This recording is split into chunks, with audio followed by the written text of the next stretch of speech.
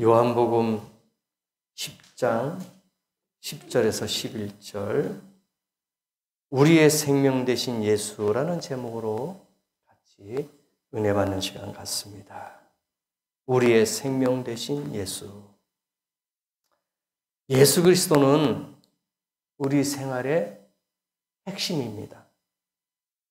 그는 현세도 물론이거니와 내세에서도 모든 필요한 것을 제공해 주십니다.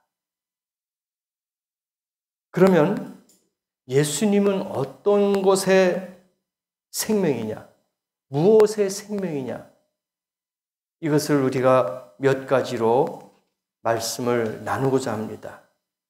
예수 그리스도는 첫 번째 생명의 떡이다.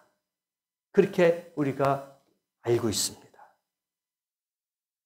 요한복음 6장 35절에 보니까 내가 곧 생명의 떡이니 내게 오는 자는 결코 줄이지 않겠다. 그렇게 나와 있어요. 분명히 생명의 떡이다라고 확실하게 알려주셨어요. 떡은 생활의 필수품입니다. 이 떡이라는 것은 양식이에요. 세계에 굶주린 수많은 사람들에게 필요한 음식을 의미합니다. 따라서 떡은 인간이 살아가기 위해서 필수 불가결한 요소다. 우리가 그렇게 알고 있습니다. 요한복음 6장 63절에도 이야기합니다. 살리는 것은 영이니 육은 무익하니라. 내가 너희에게 이른 말은 영이요 생명이라. 그렇게 나와 있습니다. 예수님이 곧 생명이라는 얘기예요. 내가 생명의 떡이다. 예수님께서는 자신을 가리켜서 생명의 떡이라고 계속해서 강조하시면서 우리에게 알려주고 있어요. 그게 뭐냐? 영의 양식이다 이거예요. 육의 양식이 아니라 영의 양식이다. 우리가 양식을 섭취하지 못하면 죽습니다. 아사되는 거예요. 굶주림에, 기근에 죽을 수밖에 없어요. 그러나 예수님께서는 생명의 떡이라고 말씀하셨으니 우리가 영으로 생각할 때 하나님의 그 말씀, 생명의 말씀을 듣지 못하면 우리는 죽은 심령이 될 수밖에 없다. 그리스도인들만이 선천적인 영혼의 배고픔을 만족시켜줄 뿐만 아니라 그 생활에 참여하는 사람을 지키시고 영적으로 배고픈 사람에게 생명의 떡을 주신다는 거예요. 이게 얼마나 감사한 일입니까? 그래서 요한복음에도 6장 27절에 이렇게 말씀하시더라고요. 썩을 양식을 위하여 일하지 말고 영생하도록 하는 양식을 위하여 하라. 썩을 양식, 이건 육신의 생각이에요. 육신의 양식입니다. 썩어서 없어지는 거예요. 그것을 위해서 일하지 말아라. 열심을 내지 말아라. 욕심을 내지 말아라. 그렇게 말하는 거예요. 영생을 하도록 하는 양식을 위해서 해라. 누구? 예수 그리스도입니다. 예수 그리스도를 위해서 일을 하라 그거예요. 세상적으로 육신적으로 일하지 말고 영생하도록 있는 양식을 위하여 하라. 그렇게 말씀해 주시는 거예요. 우리는 믿음과 회개함으로써 그리스도를 받아들입니다. 그는 우리 죄를 사해 주시고 영원한 생명을 우리에게 보장하십니다. 예수님만이 우리의 영적 기하를 만족시킬 수 있는 줄 확실히 믿습니다. 요한복음 6장 51절에 주님께서 이렇게 말씀하셨어요. 나는 하늘에서 내려온 살아있는 떡이니 이 떡을 먹으면 영생하리라. 그렇게 나와 있어요. 하늘에서 내려왔대요. 하나님이시란 얘기죠. 하늘에서 내려왔어요. 육신을 입고 이 땅에 오셨습니다. 우리에게 영생의 떡을, 살아있는 떡을 주시기 위해서 육신을 입고 이 땅에 내려오셨다는 거예요. 하늘에 계신 분이 누굽니까? 하나님 아니십니까? 그분이 이 땅에 내려오셨다는 건 뭐예요? 육신을 입고 이 땅에 내려오셨다. 살아있는 떡, 살아있는 생명으로 오셨다 이거예요. 그래서 이 떡을 먹는 사람은 영생을 얻을 것이다. 생명을 얻을 것이다 이거예요. 나를 영접하는 자, 영생을 얻을 수 있는 줄을 믿습니다. 그래서 예수 그리스도는 생명의 떡이에요. 바로 그 생명의 떡이신 말씀을 우리가 오늘 아침에 받아들인다면 영생하실 수 있는 줄을 믿습니다. 두 번째는 예수 그리스도는 생명의 생수입니다. 생명의 생수라고 했어요. 계시록 22장 17절 보니까 배고픈 자, 굶주린 자는, 원하는 자는 값없이 생수를 사라. 그냥 주겠다고요. 돈 안 받아. 무료입니다. 지불할 이유가 없어요. 왜? 이미 예수 그리스도께서 십자가상에서 달려 돌아가시면서 모든 걸 다 지불하셨어요. 그래서 우리는 배고픈 자, 굶주린 자 누구든지 와서 살아 이거예요. 그래서 생명의 생수가 되시는 거예요. 물은 생활의 필수입니다. 우리의 신체는 대부분 물로 구성되어 있어요. 80, 90%가 다 물이라고 합니다. 그래서 탈수에 딱 걸리면 죽는 거예요. 우리가 지난 여름에 얼마나 많이 기갈돼가지고 특히 강원도에 물이 없어서 저수지에 물이 다 바닥났잖아요. 그래서 단수도 되고 절수도 됐어요. 시간적으로 물을 준 거예요. 오죽했으면 그 소방차라든지 군부대 트럭들이, 물차들이 와가지고 저수지에다 물을 갖다 쏟아놓고 생수를 공급했겠습니까? 그 물이 없으면 아무것도 못해요. 우리가 평상시에는 물을 막 쓰면서 고마운 것이라든지 귀한 걸 모르잖아요. 수도꼭지만 틀면 물이 나오니까. 그러니까 이걸 고마운 건지 감사한 건지 모르고 그냥 당연한 거다 하고 쓰잖아요. 그런데 만약에 물이 안 나온다고 생각해 보세요. 얼마나 답답합니까?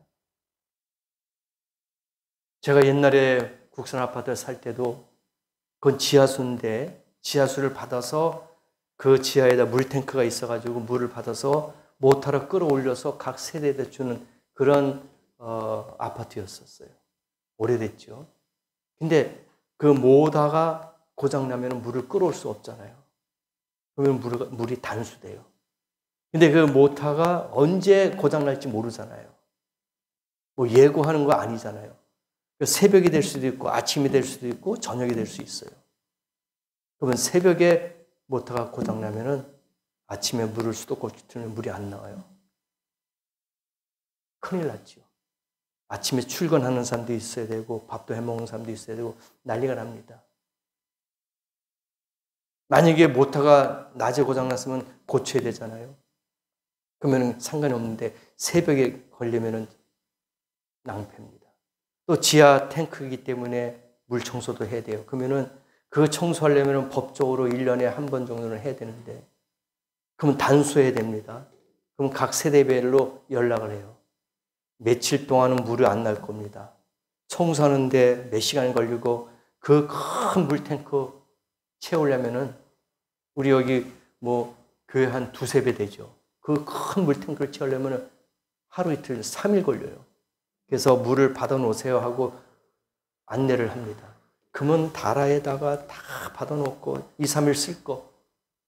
화장실에다가 막 이렇게 욕조에도 받아 놓고 또 큰 대야에다 받아 놓고 하여튼 받을 수 있는 만큼은 그릇은 다 받아놔요. 2, 3일 동안 써야 되니까.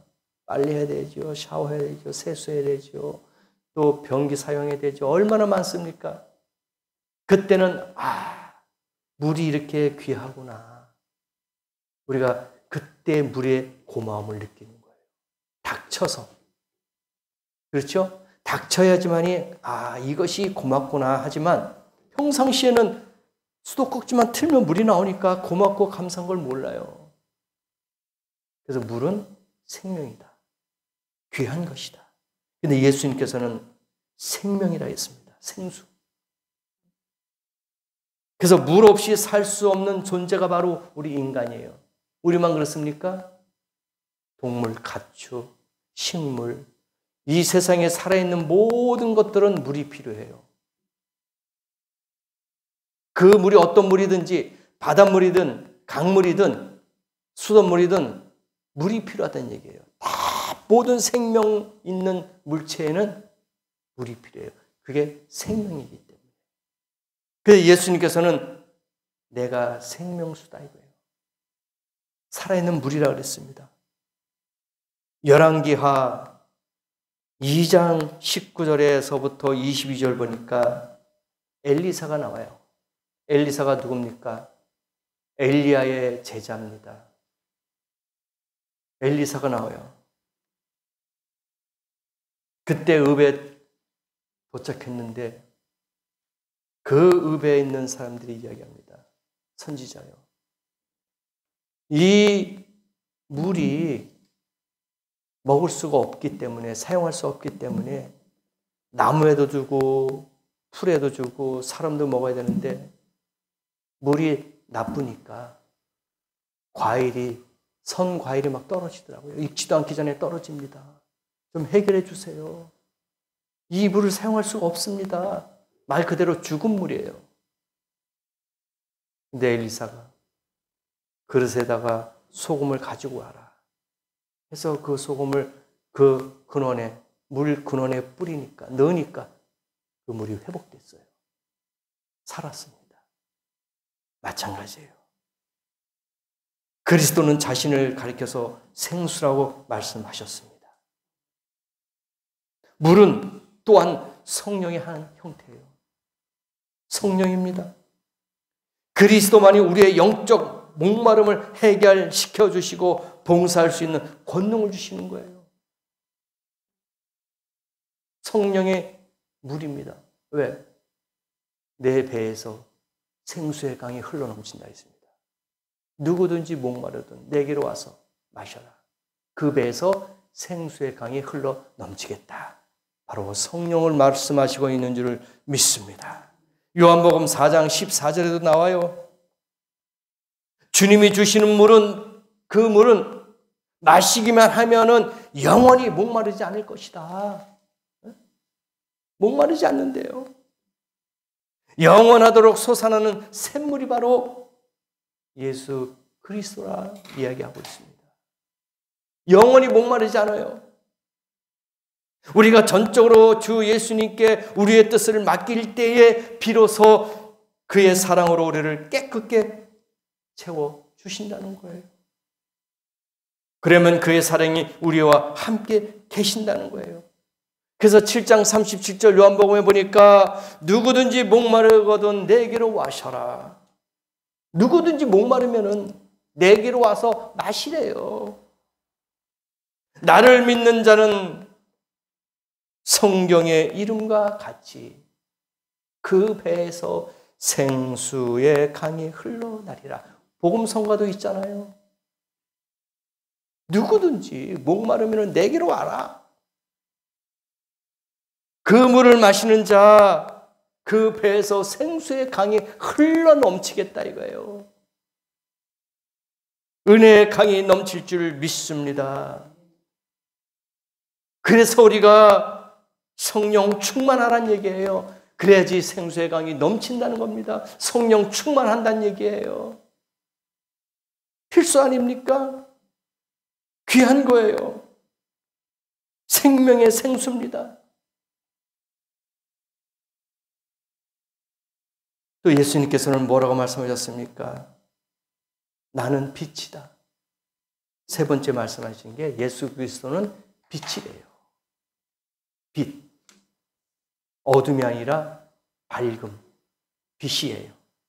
요한복음 8장 12절 보니까 나는 세상의 빛이니 나를 따르는 자는 어둠에 다니지 아니하고 생명의 빛을 얻으리라. 그렇게 나와 있어요.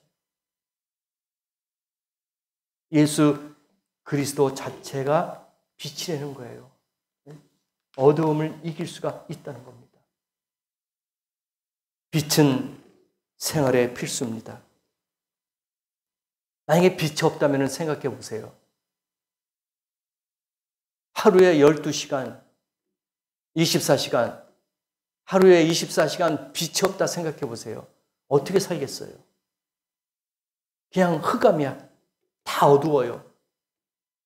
네? 우리가 잠자는 시간이 어둡잖아요. 그건 우리가 수면을 취하기 때문에 불편함이 없어요. 그러나 이 대낮에 아침서부터 저녁 시간까지 태양이 없고 어둠으로만 가득 차 있다면 어떻게 생활하겠냐 이거예요. 아마 우울증이라든지 여러 가지로 공포라든지 폐쇄 공포가 이런 게 막 밀려올 거예요. 살 수가 없어요. 생물도 살 수가 없어요. 자랄 수가 없습니다. 성장이 안 되는 거예요. 햇빛을 받아야지만이 성장하지 않습니까? 근데 어둠만 있다면은 흑암만 있다면은 우리가 생활을 어떻게 하겠냐 이거예요. 창세기에 보면요. 1장 2절에 낮과 밤을 하나님이 구분해 놓으셨어요. 흑암 가운데 있는데 빛이 있는 것은 낮이라. 어둠이 있는 것은 밤이다. 딱 구분시켜 놨어요. 얼마나 감사합니까? 어둠만 있다면 안 되고 또 빛만 있어도 안 돼요. 쉴 수가 없잖아요. 또 어둠만 있다면 계속 쉴 수밖에 없잖아요. 그래서 하나님은 조화롭게 빛과 어둠을 갈라놓으셨어요. 얼마나 감사합니까? 하나님의 말씀을 믿지 않는 사람들은 영적으로 어둠에 있는 사람이다. 그렇게 보는 거예요. 불신자들, 어둠의 사람들, 그렇죠? 부정적이고 나쁜 것을 생각할 때는 어둠, 흑암을 이야기하잖아요. 좋은 것, 밝은 것, 기쁜 거는 밝은 것으로 이야기하잖아요. 우리는 빛의 자녀인 줄을 믿습니다. 어둠의 자녀가 아니에요. 어둠의 자녀는 마귀 사탄의 자녀죠. 그래서 우리는 빛의 자녀니까 빛으로 걸어가야 되는 거예요. 예수님이 빛이시잖아요. 빛. 내가 세상을 비추기 위해서 오셨다 그랬어요. 그분을 따라가는 자가 그의 자녀요, 그의 제자인 줄 믿습니다. 우리는 세상의 어둠의 자녀가 아니에요. 마귀 사탄의 자녀가 아닙니다. 그래서 이 시간에 어둠의 길을 걷고 있는 사람이 있다면 빛의 자녀로 돌아와야 될 줄 믿습니다. 헤매지 마세요. 혼돈하지 마세요. 어둠에 있는 사람은 길을 찾지 못합니다. 방향 감각이 없어요. 어둡기 때문에 보질 못하는 거예요. 빛이 있어야지만이 올바른 길을 찾을 수가 있다는 겁니다. 예수 그리스도를 바로 찾을 수가 있는 거예요. 예수님만이 천국의 빛으로 가는 축복의 문인 줄을 믿습니다. 그리스도는 세상의 빛이십니다. 예수 그리스도가 세상의 빛과 같이 우리도 이 세상에서 빛의 자녀가 될 줄 믿습니다. 그래서 말씀하셨잖아요. 빛과 소금이 되라. 아까 엘리사 소금 이야기 했잖아요. 죽어있는 물, 썩어있는 물, 소금을 넣을 때에 회복됐어요. 생명수가 됐단 말입니다. 살아났어요. 그래서 빛과 소금이라는 게 뭐예요? 어둠을 밝히는 빛이 되시고 죽어있는 곳에, 부패되어 있는 곳에, 썩어있는 곳에 소금을 치면은 살아나듯이 우리는 세상에 빛과 소금이 되어야 될 줄 믿습니다. 이게 하나님이 주신 우리에게 명령이에요. 하나님의 자녀의 사명이란 말입니다. 이걸 감당하셔야 되는 거예요. 요한일서 1장 5절과 6절과 7절에 보니까 이런 말씀을 주셨어요. 하나님은 빛이시라. 그에게는 어두움이 조금도 없으시다. 요한일서 1장 5절에 하나님은 빛이시래요. 어둠이 없대요. 예수 그리스도는 뭐예요? 세상의 빛이십니다. 그러면 여기는 하나님이 곧 예수 그리스도라는 걸 알려줬잖아요. 하나님은 빛이에요. 육신을 입고 이 땅에 오셨어요. 세상의 빛으로 오신 줄을 믿습니다. 그래서 하나님과 예수님은 같은 분이에요. 삼위일체가 아니란 얘기예요. 유일하신 하나님이란 얘기예요. 믿습니까? 왜? 하나님은 빛이시다 그랬는데 예수도 나도 세상의 빛이다면은 이거 세상에 그러면 두 사람이 있는 거예요. 별이 두 개가 떠 있는 거예요. 태양이 두 개란 얘기예요. 이건 말이 안 맞잖아요. 곧 하나님은 예수 그리스도라고 알려주시는 거예요. 그러면서 6절 말씀 보니까 요한일서 1장 6절에 보니까 어둠에 행하면 어떤 사람입니까? 거짓말하고. 어둠에 있는 사람은 거짓말 잘해요. 진리를 행하지 않습니다. 거짓말하는 사람들, 진리에서 벗어난 사람들 다 어둠의 자식들이에요. 어둠의 자녀란 말입니다. 말 그대로 어둠에 행하면 거짓말하는 자래요. 그리고 7절 말씀 보니까 그 아들 예수의 피가 우리를 모든 죄에서 깨끗하게 하실 것이요. 나의 죄를 씻기는 예수의 피밖에 없네. 찬송가 우리가 부르잖아요. 동물의 피가 필요하지 않아요. 식물의 피가 필요하지 않단 말입니다. 누구의 피? 예수 그리스도의 피가 필요한 거예요. 그 피가 우리를 깨끗하게 하실 줄 믿습니다. 나의 죄를 씻기는 예수의 피밖에 없네. 빛이라는 거예요. 깨끗하게 해주시는 겁니다. 마지막으로 네 번째, 예수 그리스도는 생명의 사랑이십니다. 사랑이에요, 사랑. 요한일서 4장 9절 보니까 하나님의 사랑이 우리에게 이렇게 나타난 바 되었으니 하나님이 자기의 독생자를 세상에 그렇게 나와 있어요. 세상에 보냈대요. 사랑하시기 때문에 이 땅에 오신 줄 믿습니다. 미워하면 목숨까지 버리면서 오셨겠어요? 사랑하셨기 때문에 희생하시는 거예요. 사랑은 인간이 살아가기 위해서 가장 필요한 것인 줄 믿습니다.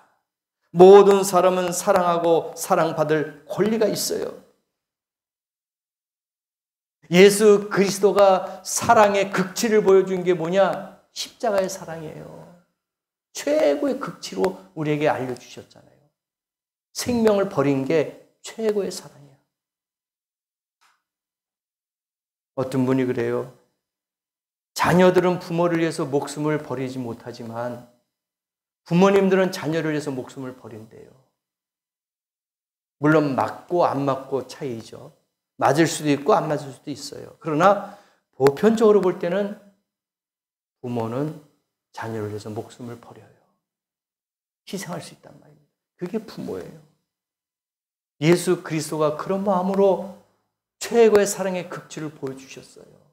십자가에 달려 돌아가심으로 인해서 그 사랑을 우리에게 표현하신 거란 말입니다. 이 세상에 무엇도 우리 죄를 대속할 수가 없습니다. 오직 예수 그리스도만이 할 수가 있는 거예요. 갈라디아서 2장 20절에도 내가 육체 가운데 사는 것은 나를 사랑하사 나를 위하여 자기 자신을 버리사 하나님의 아들을 믿는 믿음을 주셨다. 그렇게 나와 있어요. 자신을 버리는 거예요. 그게 사랑의 표현이고 사랑의 극치란 얘기입니다. 믿는 사람을 위해서 목숨을 던진 겁니다. 그래서 우리는 하나님을 사랑해야 할 뿐만 아니라 다른 사람도 역시 사랑해야 될 줄 믿습니다. 우리는 재정적인 지원과 기도로서 이 세상의 도움의 손길을 뻗쳐야 합니다. 그것이 사랑이에요. 입으로만 하는 사랑이 아니란 얘기입니다. 재정적으로, 기도로 지원하는 게 사랑이란 얘기입니다. 그래서 요한일서 3장 14절에 보니까 이런 말씀이 있어요. 사랑하지 아니하는 자는 사망에 머물러 있느니라. 그렇게 나와 있어요. 요한일서 3장 14절에. 네? 사랑하지 아니하는 자는 사망에 있대, 지금. 머물러 있대요. 그러면 반대로 사랑하는 자는 생명에 머물러 있다. 이렇게 해석을 해야 되지 않겠습니까? 우리는 지금 사랑의 손길로 생명의 길에 서 있는 줄 믿습니다. 등대는 바다에서 중요한 역할을 합니다. 우리가 무심코 지나가다 보면 등대를 보잖아요. 우리가 이 바닷가에 살지만 한번 보세요. 등대를 우리가 무심코 지나가면서 많이 보잖아요. 그러면은 별 느낌이 없어요. 근데 이 등대의 역할은요, 가장 중요합니다. 배의 길잡이 역할을 하는 거예요. 나침판이에요. 멀리서 배가 오면은 등대에서 빛을 발해요. 비춰줍니다. 그건 안내하는 거예요. 내비게이션이에요. 뭐냐? 큰 암초가 있으니까 거기를 피해서 이쪽으로 오십시오 하고 등대가 빛을 인도해 주는 거예요. 빛으로. 안전하게. 그쪽은 암초가 있으니까 가지 말고 이쪽으로 오세요. 안전합니다 하고 길잡이 역할을 하는 거예요. 이게 사랑이에요. 우리가 그런 마음을 가지고 있어야 될 줄 믿습니다. 길잡이 역할을 해야 되는 거예요. 안전하게 피할 수 있도록 우리가 도와주는 거예요. 만약에 불이 꺼져 있다면, 고장났다면 위험한 거예요. 우리 마음속에 하나님의 사랑, 그리스도의 사랑이 식어지고 죽어졌다면 우리가 위험한 거고 상대방도 위험한 겁니다.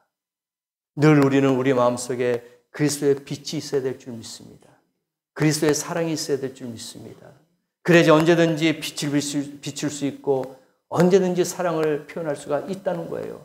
이게 살아있는 겁니다. 이게 생명이라는 줄을 믿습니다. 그래서 우리는 우리의 등불인 그리스도의 불빛을 항상 밝혀서 세상 풍파에 시달리는 사람들이 이 불빛을 보고 그리스도의 불빛을 보고 다시 회복될 수 있는 그리스도께로 인도할 수 있는 그런 성도가 되어야 될 줄 믿습니다. 일주일 동안도 빛이 되시고 사랑하실 수 있는 생명의 떡으로서 말씀을 상고하시면서 우리의 배에서 늘 생수가 흘러 넘치는 복된 성도가 되시기를 예수님의 이름으로 축복합니다. 들은 말씀을 기억하시고 다시 한번 기도합니다.